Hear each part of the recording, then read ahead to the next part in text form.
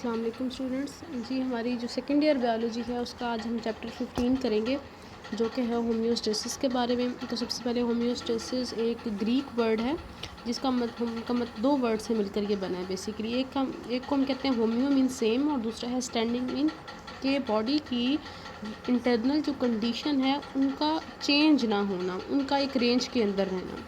अब इसकी डेफिनेशन पे आ जाएं तो डेफिनेशन क्या है कि प्रोटेक्शन ऑफ इंटरनल इन्वायरमेंट और internal condition in a cell और any organism from the harm और by the harms of fluctuation in external environment. कि हमारी बॉडी का जो इंटरनल इन्वायरमेंट है वो क्या रहेगा, प्रोटेक्ट रहेगा किस चीज़ से, एक्सटर्नल इन्वायरमेंट में मौजूद जितने भी चेंजेस हैं उनके हार्म से। तो ये आ जाती है इसकी डेफिनेशन। अब होम्योस्टेसिस जो है वो एवोल्यूशनरी प्रोसेस के अंदर किस तरह कंट्रीब्यूट कर रही है वो हम देखेंगे। होम्योस्टेसिस सबसे पहली बात कि बॉडी की एक सेंट्रल रिक्वायरमेंट है। जितने भी लिविंग ऑर्गेनिज्म हैं उनकी बॉडी की सेंट्रल रिक्वायरमेंट है कि उन्होंने अपनी बॉडी का जो इंटरनल टेम्परेचर है या इंटरनल जितना उनका कंडीशन है उसको क्या करना होता है, मेंटेन करके रखना होता है। तो एवोल्यूशनरी प्रोसेस के ड्यूरिंग जब ऑर्गेनिज्म इवॉल्व होते हैं तो हर ऑर्गेनिज्म का बॉडी का इंटरनल इन्वायरमेंट एक स्पेसिफिक कंडीशन को अटेन कर लेता है जो कि ज़रूरी होता है उस ऑर्गेनिज्म को किसी भी एनवायरनमेंट के अंदर क्या करने के लिए, स्टेबल करने के लिए। और दूसरी बात कि जितना एक ऑर्गेनिज्म का होम्योस्टेसिस का मैकेनिज्म जितना बेटर होगा, स्ट्रॉन्ग होगा, उसके सर्वाइव करने के चांसेस भी उतने ही ज़्यादा होंगे। अब ये जो होम्योस्टेसिस है इसका मैकेनिज्म क्या है। सबसे पहले हमने बात की कि बॉडी का डेफिनेशन में हमने बात की है कि बॉडी का इंटरनल कंडीशंस को सेम रखना। अब वो इंटरनल कंडीशन बॉडी की कौन कौन सी हैं जिनको हमने चेंज नहीं होने देना, जिनको हमने एक स्पेसिफिक रेंज के अंदर रखना है। तो सबसे पहली जो बॉडी की इंटरनल कंडीशन है वाटर और सॉल्यूट्स की अमाउंट्स हो सकती है कि बॉडी के अंदर जितने भी सॉल्यूट्स हैं, वाटर है, उनकी जो रेंज है उसको हमने क्या करना है, सेम रखना है। सेकेंड थिंग इसके अंदर आ जाती है temperature. and temperature is another component of internal environment which is maintained in a narrow range हम कह सकते हैं। और तीसरी चीज़ आ जाती है कि बॉडी के अंदर मौजूद जितने नाइट्रोजनस वेस्ट हैं हमने उनको भी बॉडी से रिमूव करना है क्योंकि उनका रिमूवल भी बहुत ज़रूरी है। तो मैकेनिज़्म ऑफ होम्योस्टेसिस के अंदर तीन चीज़ें आ जाएंगी जिसमें आएगा ऑस्मो रेगुलेशन, मतलब कि वाटर और सॉल्यूट्स जो हैं उनको हमने within the body of organism किस तरह मेंटेन करके रखना है with respect to external environment. तो ऑस्मो रेगुलेशन की वजह से ये जितने भी एनिमल्स हैं, प्लांट्स हैं, वो एक हैबिटाट, वाइडर जो रेंज का हैबिटाट है, मुख्तलिफ़ तरह का हैबिटाट में रह सकते हैं। फॉर एग्ज़ाम्पल कुछ ऐसे ऑर्गेनिज़म हैं जो ज़्यादा अबंडेंट वाटर की सप्लाई में रहते हैं, कुछ ऑर्गेनिज़म ऐसे हैं जो कि बहुत ड्राई वाटर होता है, जब मतलब ड्राई कंडीशंस हैं, वाटर की अवेलेबिलिटी इतनी ज़्यादा नहीं है, वहाँ पे रहते हैं। कुछ ऑर्गेनिज़म्स ऐसे हैं, जैसे कुछ प्लांट्स ऐसे हैं जो मॉडरेट वाटर के अंदर रहते हैं। अब वो प्लांट्स जो अबंडेंट वाटर में रह रहे हैं, जो लोअर वाटर में रह रहे हैं, या जो मॉडरेट वाटर सप्लाई में रह रहे हैं, इन तीनों के अंदर वाटर और सोल्यूट को मेंटेन करने का मैकेनिज़्म डिफरेंट होगा जिसको हम क्या कहेंगे, ऑस्मो रेगुलेशन। उसके बाद आ जाता है एक्सक्रीशन। एक्सक्रीशन का मतलब क्या है कि ऐसा मैकेनिज़्म जिसके थ्रू हम ऑर्गेनिज़म की बॉडी से मेटाबॉलिक वेस्ट को एलिमिनेट करें, उसको एक्सक्रीट करें, तो ऐसा प्रोसेस कहलाएगा एक्सक्रीशन।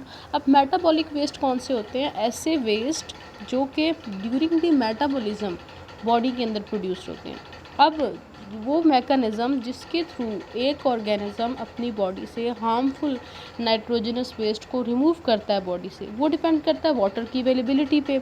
फॉर एग्ज़ाम्पल अगर हम मेटाबॉलिक वेस्ट की बात करें तो जो कि नाइट्रोजनस हैं, तो तीन तरह के नाइट्रोजनस मेटाबॉलिक वेस्ट है। अमोनिया हो गया, यूरिया हो गया, यूरिक एसिड हो गया, जिनकी हम डिटेल नेक्स्ट जो है वो लेक्चर में पढ़ेंगे कि इनको किस तरह कौन कौन से ऑर्गेनिज़म इन तीन नाइट्रोजनस वेस्ट को प्रोड्यूस करते हैं, किस तरह अपनी बॉडी से एलिमिनेट करते हैं।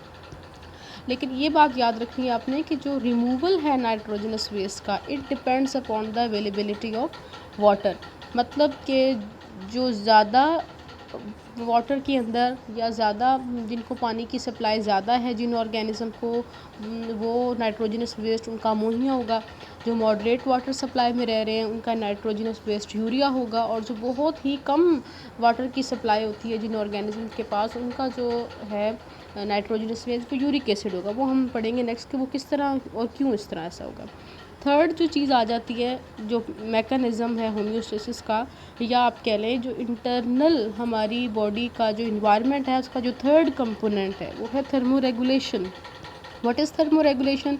इसकी बुक में आपकी डेफिनेशन लिखी होगी, the maintenance of internal temperature within a tolerable range with respect to changing external environment. Body के इंटरनल टेम्परेचर को एक रेंज के अंदर मेंटेन करके रखना क्या कहलाता है? थर्मोरेगुलेशन। अब इसके अंदर मैंने बात की है फिक्स टेम्परेचर की, बात नहीं की कि बॉडी का टेम्परेचर अगर 37 है उसी को मेंटेन रखना थर्मोरेगुलेशन है। मैंने बात की है टॉलरेबल रेंज, मीन के बॉडी का जो इंटरनल टेम्परेचर है वो 36.1 डिग्री सेंटीग्रेड से 38 डिग्री सेंटीग्रेड की रेंज में मेंटेन रखना क्या कहलाएगा? थर्मोरेगुलेशन। क्लियर हो गया? अब हमने पढ़ना है कि जो होम्योस्टेसिस है ये काम कैसे करता है। अब होम्योस्टेसिस का मतलब यह है कि इंटरनल इन्वायरमेंट को स्पेसिफिक रेंज के अंदर रखना। अब उसको रखेगा कौन? हमारी बॉडी के अंदर डिफरेंट टाइप की कंट्रोल सिस्टम्स हैं जो होम्योस्टेसिस को मेंटेन रखते हैं, इसकी वर्किंग करें। अब अगर हम अपनी बॉडी के अंदर भी देखें तो हमारी बॉडी के अंदर भी दो मुख्तलिफ तरह के इन्वायरमेंट है। एक तो इन्वायरमेंट की हमने बात की ना, एक्सटर्नल इन्वायरमेंट। हम अपनी बॉडी का इन्वायरमेंट अगर देखें तो बॉडी के इन्वायरमेंट के अंदर भी दो कैटेगरीज आ जाएंगी। एक वो इन्वायरमेंट है जो सेल के अंदर है, जिसको हम कहेंगे इंट्रासेलुलर इंटरनल इन्वायरमेंट। दूसरा वो इन्वायरमेंट है जो सेल के बाहर है बट बॉडी के अंदर है, which is called extra cellular but internal environment, जिसको आगे मैं एक पिक्चर से आपको एक्सप्लेन करूँगी। इस पिक्चर के अंदर आप देखें तो यहाँ पे लिखा हुआ है, एक तो एक्सटर्नल इन्वायरमेंट है, आउटसाइड जो इन्वायरमेंट है। सेकंड ये मैंने फॉर एग्जांपल आप समझ लें कि ये एक सेल है, सेल के अंदर का इन्वायरमेंट है इंट्रा सेलुलर इन्वायरमेंट। और साथ में इसके अगर आप देखिए CS लिखा हुआ है, मीन कंट्रोल सिस्टम है जो इस सेल के अंदर के इन्वायरमेंट को कंट्रोल करेगा। फिर सेल के बाहर का जो इन्वायरमेंट है उसको मैंने नाम दिया एक्स्ट्रा सेलुलर इंटरनल इन्वायरमेंट। अब ये जो एक्स्ट्रा सेलुलर इंटरनल इन्वायरमेंट है ये या तो हो गए हमारी ब्लड वेसल्स, या फिर ये हमारी बॉडी का जो एक्स्ट्रा सेलुलर फ्लूइड होता है जिसको हम इंटरस्टिशियल